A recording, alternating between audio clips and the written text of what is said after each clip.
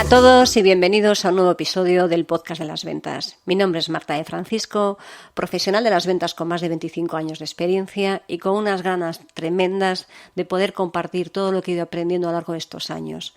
Las ventas es una profesión apasionante que nos permite dar lo mejor de nosotros mismos. Así que confío en que lo que vayamos transmitiendo en este podcast sea de muchísima utilidad y muchísimo interés para vosotros.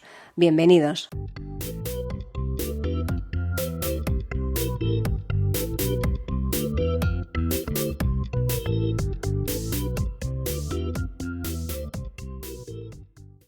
Hola a todos y bienvenidos a este nuevo episodio del Podcast de las Ventas. Muchas gracias por estar siempre al otro lado del auricular o de la pantalla. Os agradezco de corazón el apoyo que estáis dando al podcast y por eso me gustaría compartir con vosotros más información de una manera más ágil y fluida. Para ello he creado un canal de Telegram.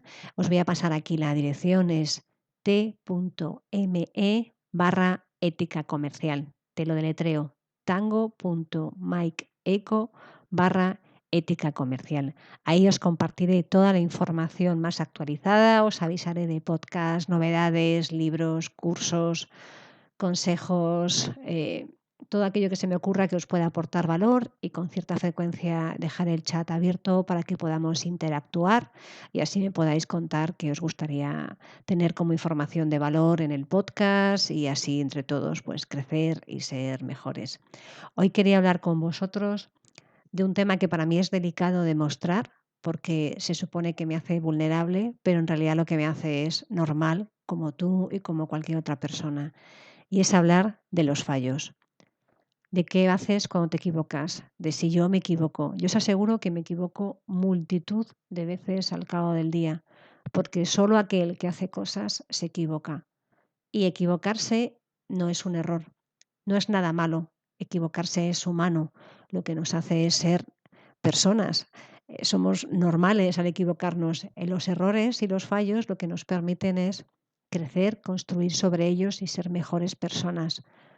Os voy a contar un error, fallo, metedura de pata, lo podemos llamar como lo queramos llamar, que tuve hace un par de años presentando un concurso público y que me dejó fuera de él. Os cuento, era un concurso público en el que había, el importe total de licitación, para que os hagáis una idea del tamaño del error, era de 2 millones de euros. Y en ese concurso había que poner no solo el total del importe, sino que había que hacer una serie de precios unitarios. Y estaba claramente establecido que el precio unitario no podía superar un máximo nivel. Pues había como 5 o 6 artículos. Esos artículos en sí no eran solo un coste más un margen, sino que había que prorratear una serie de gastos entre cada uno de esos artículos para después llegar a un precio unitario. Pues bien, yo me equivoqué y lo que hice fue hacer un baile de números.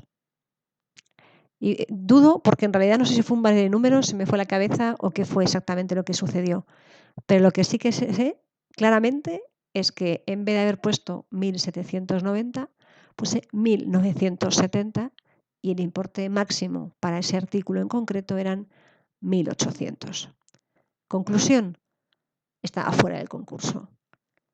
Un día llegaba a la oficina y de repente mi campanita de cabeza empezó a darme la lata, empezó a perseguirme: ¿por qué no revisas? ¿Por qué no revisas? ¿Por qué no revisas? Y me puse a revisar. Qué curioso, ¿no? Hay que hacer siempre caso a veces a la intuición y a la cabeza. Cogí el concurso, abrí el Excel y me puse a revisarlo todo, y fue cuando lo vi a la primera, no penséis que tardé mucho, lo vi a la primera que abrí el Excel, vi el error. No sabía qué hacer, no sabía dónde meterme, no había margen de maniobra.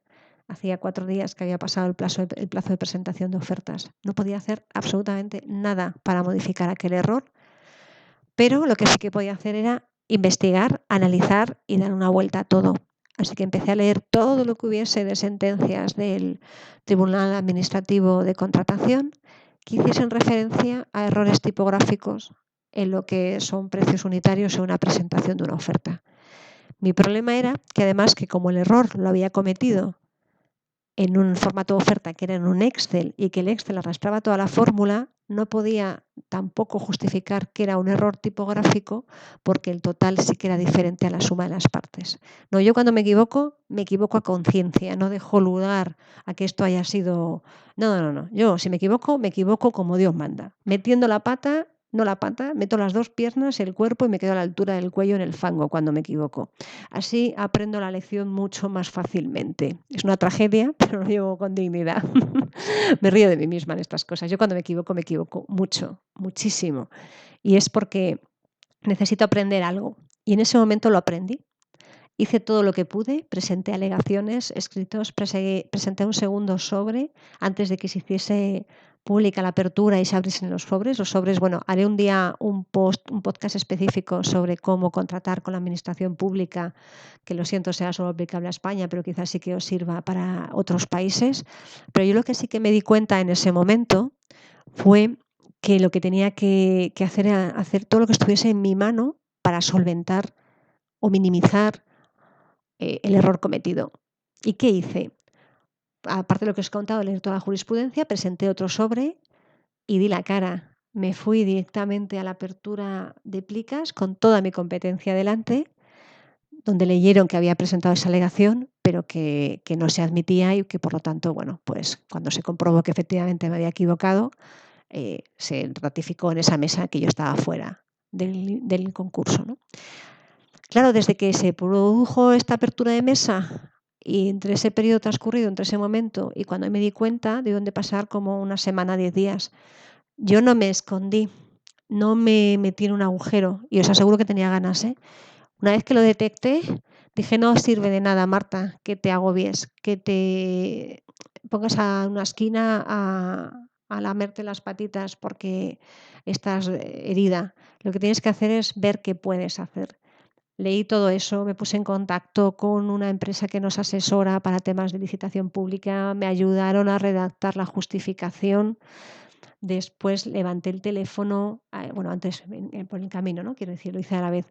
Hablé con mi empresa, les conté todo lo que había pasado, cómo me había equivocado, qué podíamos hacer. Trabajamos mano a mano juntos. No me escondí, afronté el problema y crecí a través de ese problema. Eran 2 millones de euros en una licitación de principios de años que lo que haría es hacer que mis objetivos del año, que oscilan alrededor de los 2 millones, a veces es un poco por abajo, a veces es un poco por encima y llega a los 2 millones y medio, dependiendo un poco de cómo sea. Yo ese año tenía que llegar a los 2 millones y medio de euros, teniendo en cuenta que 2 millones ya no los tenía y que estábamos allá por el mes de febrero o marzo y que tenía muy poco que hacer para poder conseguir eso. Entonces fue muy poco, no, muy poco tiempo para poder conseguir ese objetivo, ¿no? Entonces lo que hice fue afrontar el problema y como suelen decir, no es que renaciera de mis cenizas, pero sí que me puse las pilas y dije, vale, esto sucede porque tengo que aprender algo. En 25 años que llevo trabajando en la administración pública, presentando licitaciones públicas, jamás, y lo voy a volver a repetir, jamás me había equivocado así, me había quedado fuera de una licitación. Nunca antes de una apertura, nunca. O sea, me puede haber quedado fuera en algún otro momento. Pero por un error así, nunca me había quedado fuera y, y dije, bien, esto es porque, Marta, tienes que aprender cosas, tienes que saber por qué te ha sucedido. Me sucedió, podía contaros que tenía atenuantes, tenía a mi madre en el hospital, muy malita, estaba desbordada de trabajo, con además saliendo de trabajar, yéndome corriendo al hospital para estar mi madre, saliendo del hospital a las 11:30 de la noche, llegando a casa, siguiendo trabajando y así durante mucho tiempo. Da igual, eso no es una justificación, eso no es un atenuante.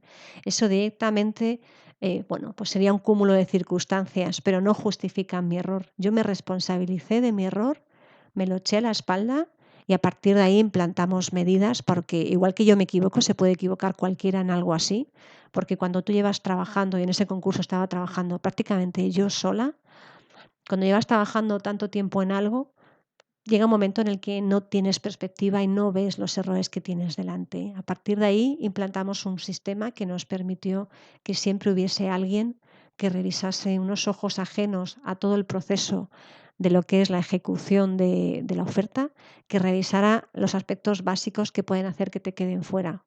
Porque seguro que te ha pasado un montón de veces que cuando estás viendo algo no ves que estás escribiéndolo mal, porque como tienes la idea en tu cabeza, tú cuando lo revisas, y te puedo asegurar que yo antes de cerrar un sobre, ahora son digitales todos, ¿no? Pero aquella eran físicamente, cerrar el sobre y lacrarlo para que se quede cerrado. Yo antes de cerrarlo lo reviso no 300 veces, 353.323 veces. Yo lo reviso multitud de ocasiones.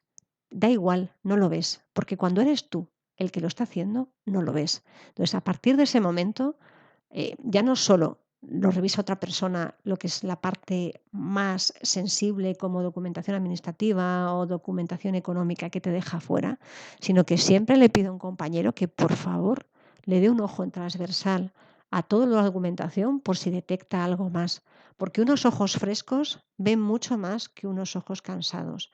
Ya sabéis que siempre dicen que 4 ojos ven más que 2 y es una verdad como un templo. Es así de sencillo. Revisar otros ojos nos ayudan a ver que lo que estamos haciendo está bien o está mal o a detectar errores que nosotros no vemos porque estamos metidos dentro y no tenemos perspectiva. Yo me equivoqué. Perdí una oportunidad de 2 millones de euros. Mi único consuelo, que es poco, fue que nunca la podía haber ganado porque mi competencia hizo un muy buen trabajo y al final ofertó algo mucho mejor con un mejor precio. ¿Eso me sirvió de alivio? No, es un consuelito. Ni siquiera fue un alivio muy grande. Pero lo que me forzó y lo que me impulsó fue a trabajar mucho más y mucho más duro. A insistir, a persistir, a no desistir y a trabajar con energía y con fuerza para llegar a diciembre cumpliendo mis objetivos. ¿Y sabéis una cosa? Lo conseguí. Lo conseguí porque aquello fue como un acicate, como un empujón que me impulsó a hacer mi trabajo de una manera más eficiente, mejor y con más energía. Luché muy, muy duro para llegar a diciembre con mis objetivos cumplidos, levantando proyectos donde no los había, porque no los había empezado a mover y de repente fue decir, yo tengo que conseguirlo, puedo hacerlo y empecé a trabajar de manera proactiva como sabía y lo estaba haciendo, solo que con muchas más ganas para demostrarme a mí misma sobre todo, que ya no a los demás, pero sobre todo a mí misma, que yo podía hacerlo, que yo sabía vender y que yo podía sacar mi trabajo adelante y cumplir con mis objetivos anuales de 2,5 millones que tenía justo ese año. Y lo hice. Y esa satisfacción es la que me permite todavía continuar adelante. Los errores son parte de nuestra vida, son parte de nuestro trabajo. Equivocarse es normal. Por favor, normalicemos el fracaso. La gente está viendo redes sociales y todo es perfecto, pero en nuestro día a día nos equivocamos. Y cuando nos equivocamos, lo único que tenemos que hacer, nuestra única obligación cuando nos equivocamos es aprender del error para que ese error, justo ese, no se vuelva a cometer y para que entre todos, si estamos trabajando en equipo, implantemos algo que nos permita que eso no se repita y avancemos y seamos capaces de hacer mejor nuestro trabajo. Yo soy de la opinión de que los errores surgen porque necesitamos aprender de ellos, porque hay algo en lo que tenemos que mejorar. Y si se nos repite mucho, si un error se repite mucho, es porque de verdad hay algo que no tenemos trabajado. Aprendamos de los errores. Benditos errores, por mucho que nos duelan, son los que nos ayudan a hacer mejor nuestro trabajo. Normalicemos el equivocarnos. No pasa nada por equivocarse. Lo que hay que hacer es minimizar el impacto del error, luchar, como hice yo, hasta el último momento, hasta que ya no tuve más alternativa, ya no pude hacer nada más. Y en paralelo a esa lucha, constrúyete un plan B. Un plan B para minimizar ese error. No es nada fácil, te lo puedo garantizar. A mí me costó, ¿eh? Me costó mucho, pero luché muy duro. Ahí tenemos a mi perra que también lucha muy duro. Luché muy duro para conseguir el objetivo y al final llegué a cumplirlo. Así que, por favor, normalicemos el error. No pasa nada por equivocarse. Lo importante es aprender de los errores y crecer Y cuando más crezcamos y más errores cometamos, menos probabilidades tendremos de repetir esos errores. Cometamos errores nuevos porque nos permitirán crecer. Y no pasa nada, quiero decir, los errores son parte de nuestro día a día. Intentemos minimizarlos y que los errores sean errorcitos y no sean errores de caballo como el mío. Pero siempre y cuando tengamos un error es porque algo está llamando la atención, algo está diciéndote que tienes que fijarte en eso. Entonces, fijémonos y construyamos y seamos mejores profesionales y sobre todo conseguiremos ser mejores personas. No os lío más, de verdad, mil gracias por estar siempre al otro lado. Espero que este tipo de podcast en el que os comparto la realidad de un vendedor, que es someterse a nos, a errores y con cierto grado de frustración, aunque no me gusta utilizar esa palabra, me gusta más decir que es superación, no es frustración, es superarnos cada día un poquito más, os ayudan para que también veáis que no solo os equivocáis vosotros, sino que se equivoca todo el mundo independientemente del número de años que lleve vendiendo. Os dejo por hoy y recordad el canal de Telegram, os lo vuelvo a repetir, t.me/ética comercial todo junto. Te lo deletreo de nuevo, tango.mikeeco/ética comercial todo junto. Nos escuchamos en el siguiente episodio, donde además ya os adelanto que volverán las entrevistas, así que espero que os siga resultando de mucha utilidad y muchas gracias por seguir siempre al otro lado. Hasta luego.